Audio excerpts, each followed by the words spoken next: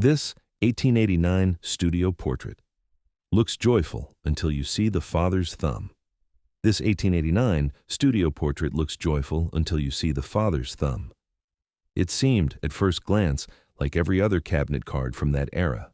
A mother in dark silk, a father with a freshly trimmed beard, a daughter standing between them, her hair pinned back, her collar high and white. The three of them posed close together in what looked like a small-town photographer's studio somewhere in New England. The lighting was soft, the composition was careful. Nothing about it would make you stop scrolling, until you looked at the father's right hand, until you noticed where his thumb was resting, and what it was covering. The woman who first noticed it was named Ruth Callahan. She was 53 years old and had spent the last 19 of those years working as an assistant curator at a textile history museum in Providence, Rhode Island. Her specialty was factory labor in the Gilded Age. Her office was a converted closet next to the climate-controlled archive room. Her desk was stacked with acid-free folders and magnifying lenses and half-finished grant applications. She had scanned thousands of photographs over the years: factory interiors, boarding house group shots, strike picket lines, mill owners posing with their families in front of summer cottages. She had developed a kind of sixth sense for what mattered in old images and what was just sentiment and surface. This photograph had come in as part of a private donation. An elderly man from Warwick had died without heirs, and his estate had included several boxes of family papers and photographs. Most of the material was unremarkable: church bulletins, report cards from the 1940s, postcards from Atlantic City. But at the bottom of the third box, wrapped in a linen napkin that had turned yellow with age, there was a single cabinet card. The kind of photograph that would have cost a week's wages for a working-class family in 1889. The kind that people kept on the mantel. The kind that meant something. Ruth held it under the light in the archive room. The image showed three figures. The man was perhaps 40, dressed in a dark wool suit with a high collar. His expression was composed but not quite relaxed.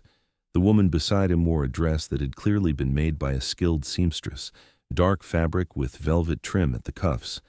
She was younger than him by a decade at least, and she had the slightly stiff posture of someone who was not used to being photographed. Between them stood a girl. She looked to be about 16 or 17. Her dress was lighter than her mother's, a pale print with a narrow waist.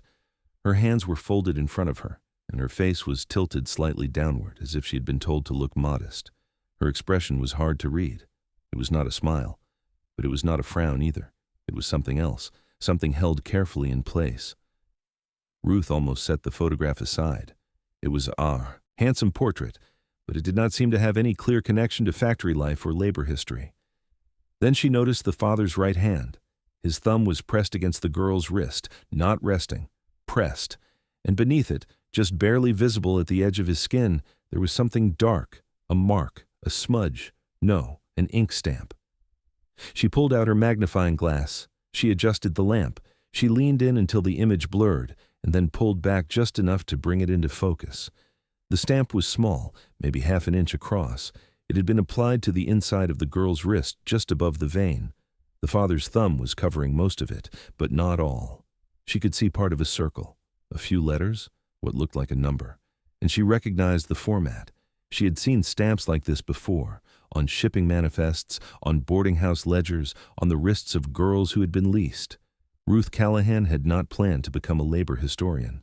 She had started out as an English major at a small state college in Vermont, drifting through seminars on Victorian novels and romantic poetry. After graduation, she had taken a job at a public library, then another at a community college archive, then finally landed at the Textile Museum in Providence. The work had changed her. It had taught her to read images the way other people read legal contracts. Every shadow meant something, every piece of furniture, every expression, every hand.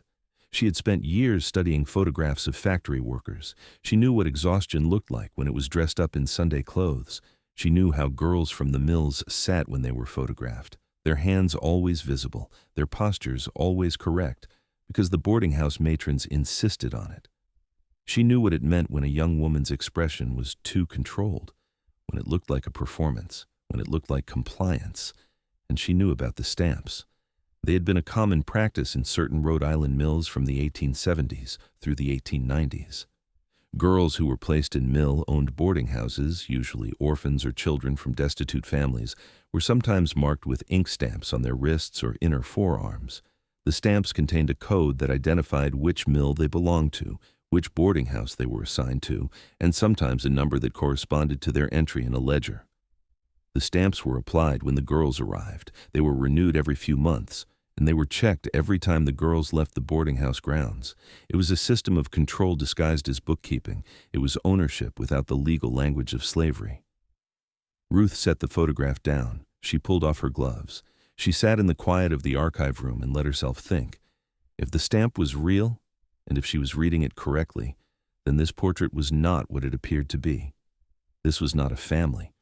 Or rather, it was not only a family. This was a photograph of possession.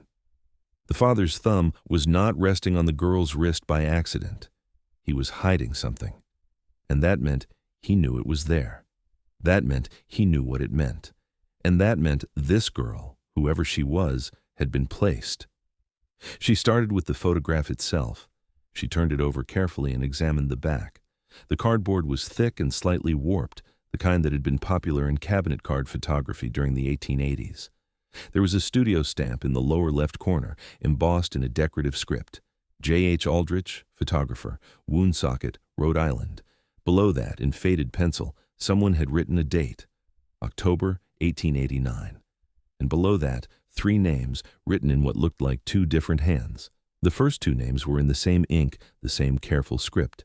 Samuel Briggs, Louisa Briggs, and then a third name, written in slightly different handwriting, as if it had been added later. The ink was darker.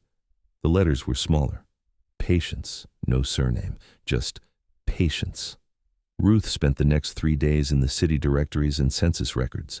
Samuel Briggs was easy to find. He had been a foreman at the Lonsdale Mills, one of the largest textile operations in northern Rhode Island. He had owned a house on Pleasant Street in Woonsocket. He had been married to Louisa Briggs, née Harrington, since 1872.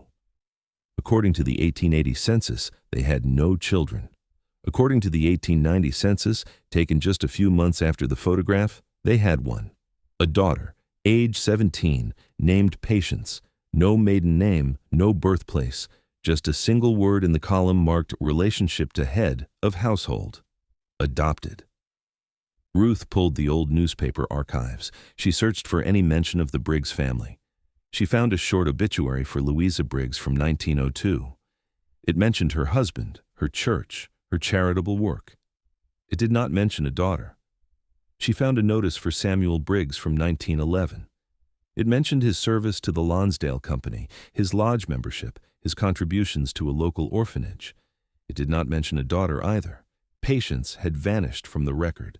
No marriage announcements, no death notices, no trace of her after 1895. Ruth called a colleague at Brown University.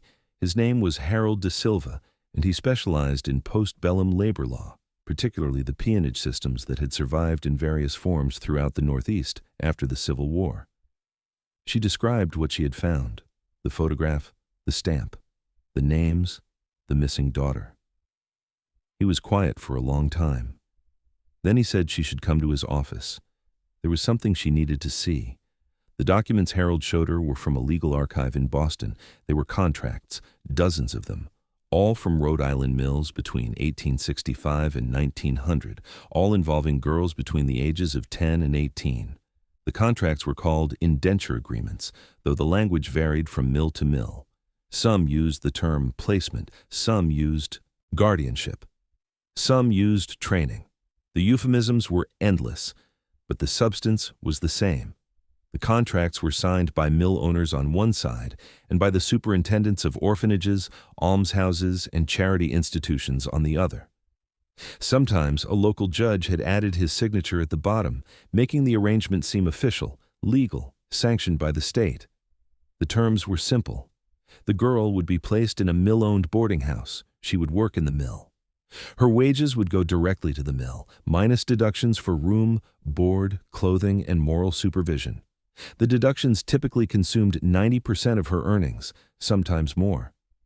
She would not be permitted to leave the boarding house without written permission. She would not be permitted to have visitors without written permission. She would not be permitted to attend social events or religious services outside the mill's own chapel.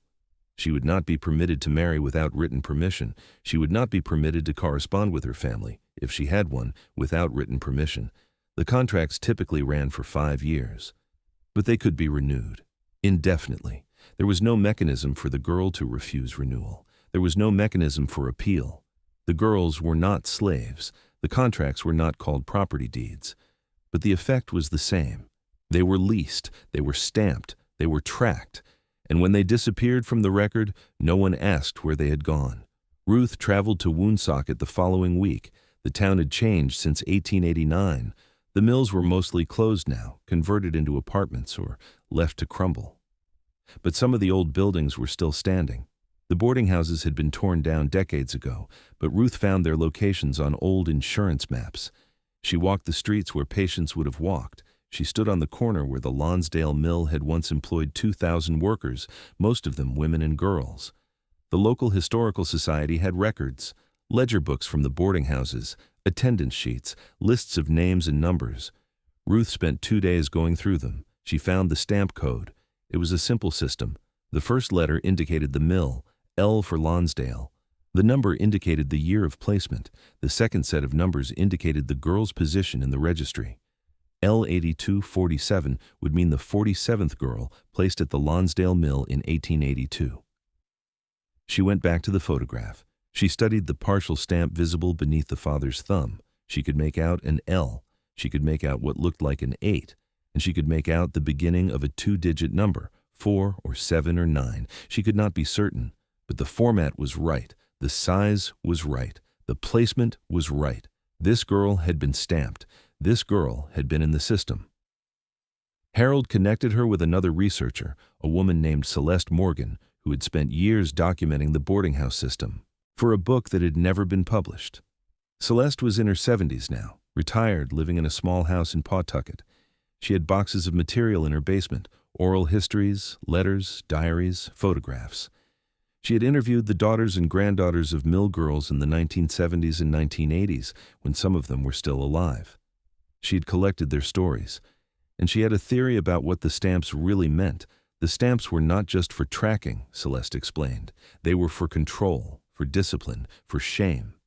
The boarding houses operated under what were called moral contracts. The language was always about morality, moral supervision, moral improvement, moral fitness. But the reality was something else entirely. The girls were not permitted to leave without permission.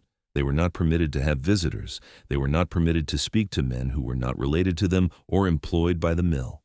They were not permitted to attend social events or church services outside the mill's own chapel. They were inspected every week by matrons who checked their clothing, their hygiene, their posture, their speech, their conduct. They were weighed and measured. Their hands were examined for calluses in the wrong places, which might indicate they had been doing unauthorized work. Their hair was checked for lice. Their breath was smelled for alcohol. Their wrists were examined to make sure the stamps were still visible, still legible, still marking them as mill property. And the stamps were applied with inks that were designed to be permanent. Celeste had analyzed several samples from old ledgers and found that the inks contained metallic compounds that bonded with the skin. The marks would fade over time, but they never disappeared entirely.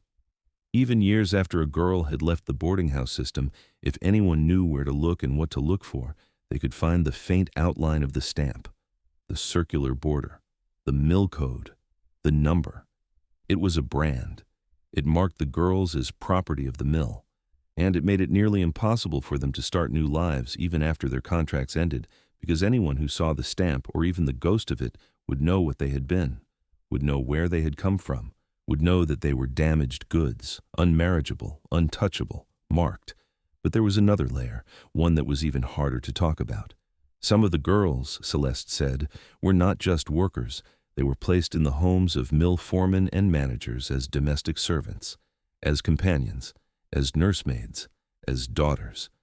The contracts allowed for this. A clause buried in the fine print permitted a foreman to petition to have a girl transferred from the boarding house to his private household. The mill would conduct an inspection of the home, which was always perfunctory. A committee of managers would approve the transfer, which was always granted, and the girl would be moved. In these private placements, the girl would continue to work, but her labor would now be directed toward domestic duties: cooking, cleaning, laundry, child care if there were children, and if there were no children, the girl herself might fill that role. The families who took in these girls often had no children of their own. They were older couples, or couples who had lost infants, or couples who simply wanted the appearance of a family without the complications of actual parenthood. The girl would be dressed in fine clothes. She would be given a new name sometimes, or at least a surname. She would be photographed with the family. She would be introduced to neighbors as a ward, as an adopted daughter, as part of the household, and the foreman would receive a stipend from the mill for taking on her supervision. It was a financial arrangement disguised as charity. The mill saved money on room and board at the boarding house. The foreman received income and free labor. And the girl received nothing except a change of scenery and a new set of walls to live within. The girls in these placements were sometimes called wards, sometimes called adopted daughters, sometimes called nothing at all. They were simply absorbed into families that had no children of their own. And the stamp remained, hidden, covered, but always there. A reminder of where they had come from, a mark of what they really were. Ruth returned to the photograph. She looked at the father's thumb. She looked at the girl's face, and she understood something she had not understood before. This portrait was not just a record of a family. It was a record of a transaction. Samuel Briggs had taken Patience from the boarding house. He had made her his daughter. He had given her his name, but he had not erased the stamp. He had only covered it. And in that gesture, in that careful placement of his thumb, he had revealed the truth. Patience was not free. Patience had never been free. She belonged to him the way the other girls belonged to the mill, and the photograph was proof. Ruth brought the photograph and her research back to the museum. She presented her findings to the director, a man named Arthur Greenleaf, who had run the institution for 15 years.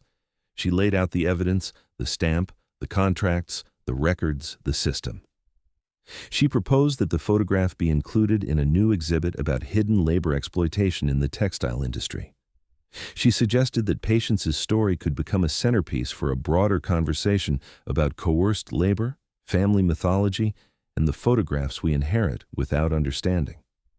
Arthur was skeptical. He sat behind his desk and looked at the photograph and then looked at Ruth. He said the evidence was circumstantial. He said the stamp was barely visible. He said the word adopted in the census could mean many things. He said the museum had a responsibility to be careful about how it interpreted historical images, especially images that involved accusations of exploitation. He said the Briggs family had descendants in the area. He said some of them were donors. Ruth felt something cold settle in her chest. She asked which descendants. Arthur named a family, a prominent family, a family whose name was on a wing of the museum, a family that had given generously for decades, a family that traced its lineage back to Samuel Briggs's brother. There was a board meeting 2 weeks later. Ruth was invited to present her findings. She stood in a room full of people in expensive clothes and explained what she had discovered. She showed them the photograph. She showed them the contracts. She showed them the ledgers. She explained what the stamps meant. She explained what the boarding houses were. She explained what happened to girls like Patience. She asked them to imagine being 17 years old, stamped like a package, placed in a stranger's home, dressed in nice clothes, photographed as if you belonged there, while the thumb of the man who owned you pressed down on the mark that proved you did not. The room was quiet. One of the board members, a woman in her 60s, said she found the presentation compelling but troubling. Another said he was concerned about the lack of direct testimony. Another said he was worried about how the exhibit might affect the museum's relationship with its supporters. Another said he thought the photograph was beautiful and wondered if there was a way to display it without all the context, without all the accusations. Ruth said no. She said the photograph meant nothing without the context. She said the photograph had been lying for over a century. She said the whole point of the exhibit would be to stop the lie. She said if the museum was not willing to tell the truth about its own collection, then what was the museum for? The vote was not unanimous, but it passed. The exhibit would go forward, the photograph would be displayed with full context, the story of patience would be told. But Ruth noticed as she left the room that not everyone was looking at her. Some of them were looking at Arthur, and Arthur was looking at the floor. The exhibit opened in the spring of the following year. It was called Marked: The Hidden Lives of Mill Girls in Rhode Island. The photograph of Samuel and Louisa Briggs and Patience was displayed in a glass case at the center of the main gallery. Beside it was an enlarged image showing the partial stamp beneath the father's thumb. Beside that was a reproduction of an indenture contract from the same period, with the key terms highlighted. And beside that was a wall of text that told Patience's story. What was known, what was guessed, what was lost. The exhibit also included oral histories. Celeste had given the museum access to her recordings, dozens of hours of conversations captured on reel-to-reel tape in living rooms and nursing homes across Rhode Island in the late 1970s and early 1980s. Visitors could put on headphones and listen to the voices of women who had grown up in the mill system or whose mothers or grandmothers had. The voices were old and sometimes hard to understand. The accents were thick with the Portuguese and French-Canadian inflections that had once dominated the mill towns. But the stories were clear. One of them described being stamped at age 11. She had arrived at the boarding house on a winter morning, delivered by a man from the county orphanage who had not even waited for the matron to sign the papers before leaving. She'd been taken to a room in the basement where a woman with cold hands had pushed up her sleeve and pressed a metal stamp against the inside of her wrist. The ink had been cold and wet, and it had stung. She said it felt like being numbered, like being made into something that could be counted and moved and stored. She said she had looked at the mark for weeks afterward, trying to understand what it meant, trying to understand why she had been singled out for this treatment when the other children at the orphanage had simply been sent to families who wanted them. Another described running away at 16. She had climbed out a window of the boarding house on a summer night and walked 12 miles to the train station in Providence. She had bought a ticket to Boston with money she had stolen from the matron's desk, coins she had been collecting for months in a hole in her mattress. She had spent the rest of her life covering the mark with long sleeves and bracelets. She had never told her husband where she had come from. She had never told her children. She had carried the secret for 60 years, and she was only telling it now because she was dying, and she wanted someone to know. She wanted someone to remember. Another described being placed in a foreman's household at age 14. She had been told to call him father and to call his wife mother. She had been given a new dress and a new name and a room at the top of the stairs. She had been photographed with the family, and the photograph had been placed on the mantel. She said she had spent her whole life pretending to be someone she was not. She said she had learned to smile on command. She said she had learned to look grateful even when she was not. She said the photograph on the mantel was a lie. She said every photograph from that time was a lie. And she said she was glad, finally, that someone was telling the truth, that someone was looking at those old portraits and seeing what was really there. The exhibit received attention, newspaper articles, academic interest, school groups. Descendants of mill workers came to see it. Some of them cried, some of them were angry, some of them said they had always known something was wrong with the stories their families told about the good old days. Some of them brought photographs of their own and asked Ruth to look at them, to see if there was anything hidden, to see if there was anything they had missed. Ruth found one more thing about Patience. It took her 3 more months of searching. She had checked birth records and death records and marriage records in every county in Rhode Island. She had searched newspapers in Providence and Boston and New York. She had written letters to churches and cemeteries and historical societies. And then, in the archive of a church in Providence, a small Episcopal congregation that had once served the families of mill workers who had moved to the city, she discovered a burial record from 1897. A woman named Patience Briggs had been buried in the church cemetery. She had been 25 years old. The cause of death was listed as fever. There was a second notation added in a different hand that read simply, "No family claimed the body." There was no mention of a husband, no mention of children, no mention of where she had come from or where she had lived, just a name, a date, a cause of death, and a number indicating her plot in the section of the cemetery reserved for those who had died without means. Ruth tracked down the sexton's records from that year. Patience Briggs had been buried on a Tuesday morning in March. The service had been conducted by a young curate who had died himself just 3 years later. There had been no mourners. The church had paid for the burial out of a charitable fund designated for indigent deaths. The plot was small at the far edge of the cemetery, near the fence that separated the grounds from the street. Ruth wondered if Patience had even known this church existed. She wondered if Patience had chosen to come here, somehow, in the end, or if she had simply died somewhere in the city and the authorities had contacted the nearest church that would take her. Ruth visited the cemetery on a cold morning in November, almost exactly 100 years after Patience had been photographed in that studio in Woonsocket. The graveyard was small and overgrown. Many of the stones had fallen or been worn smooth by weather. The section near the fence was the worst maintained, choked with weeds and brambles that no one had bothered to clear in decades. Ruth spent an hour searching before she found the right stone. It was in a corner, leaning at an angle, half hidden by a shrub that had grown up around it. The inscription was barely readable, the letters nearly erased by a century of rain and snow and wind. Patience, 1872 to 1897. Beloved. That was all. No family name, no epitaph, no verse from Scripture, just a single word that might have been ironic or might have been sincere. Beloved. Beloved by whom? By the church that had buried her out of charity? By Samuel and Louisa Briggs, who had not been mentioned in any of the records and who had not, apparently, claimed her body when she died? By someone else entirely, someone whose name had been lost? There was no way to know. The stone kept its secrets, the ground kept its dead, and the word remained, carved into granite, meaning everything and nothing. Ruth stood there for a long time. The wind came up from the east, carrying the smell of the harbor. She thought about what it meant to be beloved. She thought about what it meant to be stamped. She thought about the distance between those two words and how easily one could be used to hide the other. She thought about the photograph, still hanging in the museum, still showing a family that was not quite a family, a daughter who was not quite a daughter, a father whose thumb was still pressed against a mark he did not want anyone to see. She thought about how many years had passed since that photograph was taken, how many people had looked at it, how many people had seen only what they expected to see.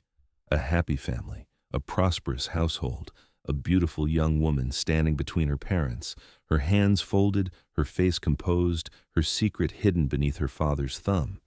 And she thought about all the other photographs, all the other portraits, all the other cabinet cards and tintypes and daguerreotypes sitting in archives and albums and antique shops across America. All those families smiling in studios, their hands positioned just so, their clothing carefully arranged, their secrets buried in the details that no one had bothered to examine. How many of those photographs were telling lies? How many of those families were built on arrangements and contracts and stamps?